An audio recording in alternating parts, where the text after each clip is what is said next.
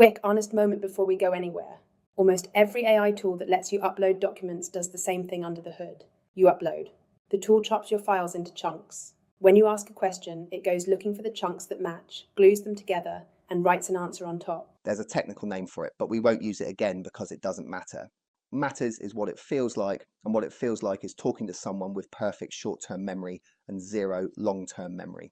Brilliant in the moment, resets every time. And honestly, for most of what people do with AI, write this email, summarize this article, what does this paragraph mean? That's totally fine. You don't need long-term memory to translate something or fix a typo. Where it breaks is the moment you start trying to understand a topic that matters to you, your industry, your competitors, research area, your own customer interviews, anything you keep coming back to. Because nothing connects.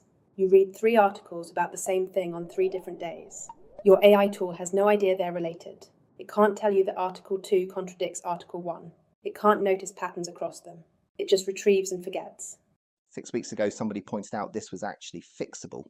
It turned out to be far more fixable than anyone expected. In early April, a researcher called Andrej Karpathy, co-founder of OpenAI, used to run AI at Tesla, one of the people whose opinions on this stuff actually matter, posted a single text file on GitHub. No app, no product, no announcement. Just a description of how he'd been managing his own research for months. What he wrote down was not complicated. The thing that made it spread was that once you'd read it, the way you'd been using AI for 2 years suddenly looked obviously broken. Here's the shift in one sentence. Stop making AI read your stuff every time you ask a question. Have it read everything once, write down what it learned, and then ask questions against its own notes. It's like the difference between a researcher and an intern. An intern, you hand them a stack of papers, ask a question, they tear through it, give you an answer, walk out. Next day, same question, they reread the whole stack. Researcher reads the papers once, takes notes, builds a picture. The 3rd week, they're connecting things you never told them to connect. What this idea adds is the AI takes the notes, not summaries. Proper notes, 1 file per topic, every file linked to the related ones, contradictions flagged, the whole thing updating itself every time you feed it something new. Karpathy called it an LLM Wiki. Name stuck. The way you should think about it is a private Wikipedia about whatever you care about, written by the AI, maintained by the AI, and growing every time you drop something new in. Quick honest section before we go into the build. If you've been on AI Twitter the last few weeks, you've seen people claiming this kills the old way of doing things. That's noise. Here's what's actually true. This pattern is brilliant at 3 specific jobs. Going deep on a topic over time, a research area, an industry, a hobby, anywhere you keep adding sources. Comparing things, 5 competitors, 4 interviews, 3 approaches to the same problem. And making AI actually remember your context, your standards, your decisions, the stuff you wish you didn't have to keep re-explaining. Where it's not useful, quick lookups. If you just need to know what a PDF said, don't build a wiki. Upload it to ChatGPT. You build a wiki when you're going to come back to a subject more than 5 times. And here's the thing, almost nobody on YouTube is being straight about.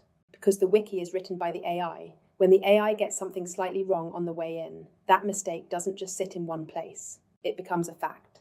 It gets linked to. It gets cited by other pages. 3 weeks later, it's structural, and you've built a beautiful, organized library of stuff that isn't quite true. And here's the part that practitioners on Reddit keep flagging that the tutorials don't. Even when you spot a wrong page, you probably won't fix it. You'll just ask the question again, get a better answer and move on. Wrong page stays. 3 months in, you've stopped trusting your own wiki and you don't know why. Which means 2 things. 1, you can't fire and forget. You have to spot check the pages, especially in the first month, and actually edit the bad ones when you find them.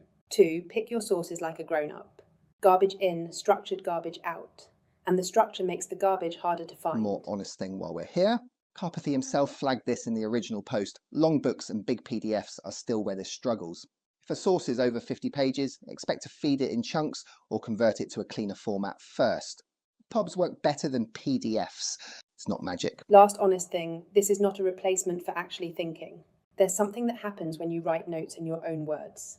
You compress an idea, you decide what matters, and that's how understanding actually forms. If you outsource that to the AI, you end up with a beautiful library you haven't really absorbed.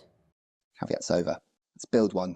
Whole system is 3 folders. That's it, the whole thing. And we're not the ones who came up with this structure. It's straight out of Karpathy's gist. What we're going to show you is what it actually looks like when you use it for real. Folder 1 is raw. This is where your stuff goes. PDFs, articles, transcripts, screenshots, your own notes, anything. The AI reads from here and never changes anything. It's a library shelf.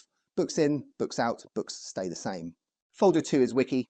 Empty right now. This is where the AI writes. One file per concept. Everything in here is written and updated by the AI. You read it. You don't touch it, except when you find something wrong, which we'll come back to. Folder 3 is the schema, one short text file, a page of instructions telling the AI how to behave, how to file new things, how to format pages, how to flag contradictions. This is the part you write once, and it's important because it's where your taste lives. You're not writing notes, you're writing the rules for how notes get written. Here, when a concept appears in 2 or more sources but isn't the main subject of any single one, create a dedicated page for it. That's it. That's one rule in plain English. Hold that sentence in your head. You're going to watch it happen in about 90 seconds. The whole idea of the schema. You're not writing notes. You're writing the rules for how notes get written. This is where your judgment lives. What counts as a concept, when to flag a contradiction, how careful to be. The AI does the filing. You decide the standards. And the engine that runs the whole thing is Claude Code. Free version works for what we're doing today. It runs on your laptop and reads and writes those 3 folders directly. You're not pasting anything into a chat window. Claude is working on the files the way a person would. I'm doing this with AI agents as the topic. It's moving fast, new stuff every week, exactly the kind of subject where a wiki earns its keep. 4 sources to start, a piece on parallel agent workflows, an article on orchestration, a deep dive on Claude Code, and Karpathy's gist itself. Watch what happens. One source goes in, multiple pages come out, a page on parallel agents, a page on isolated workspaces, a page on Claude Code, an index file, a log file. And every page already has links to the other pages. I didn't draw a single one. This is the part most people miss in tutorials about this. Source 2 isn't being added next to source 1. It's being woven into it. The parallel agents page just got longer. The Claude Code page got richer. And look, that page didn't exist a second ago. A new page on the difference between conductor and orchestrator patterns. That page only exists because both articles touched the idea and the AI noticed. Neither article taught it on its own. Quick honest note while this runs. Ingestion isn't free. 4 short articles took a few minutes and a few cents. Long PDFs and big documents cost noticeably more. People on Reddit are burning through their Claude limits doing this. We're flagging it because nobody else is, and we'll cover the cheap ingestion tricks in a separate video. This is Obsidian. Optional, free. The graph view is the easiest way to see what's actually in the wiki. Every dot is a page the AI wrote, every line is a link the AI drew. After 4 sources, it already looks like this. And we'll be honest, sometimes this graph looks cooler than it is useful. But the first time you see it, you understand what you've actually built. It's not a folder of notes. It's a map of a topic, and you didn't have to draw it. Very side. Real question. Notice it doesn't reread the 4 sources. It reads the index, finds the relevant wiki pages, and answers from those, with page references I can click into to verify. Which is the other quiet thing this gives you. Every answer comes back with a trail, not just the AI says. An actual page you can read.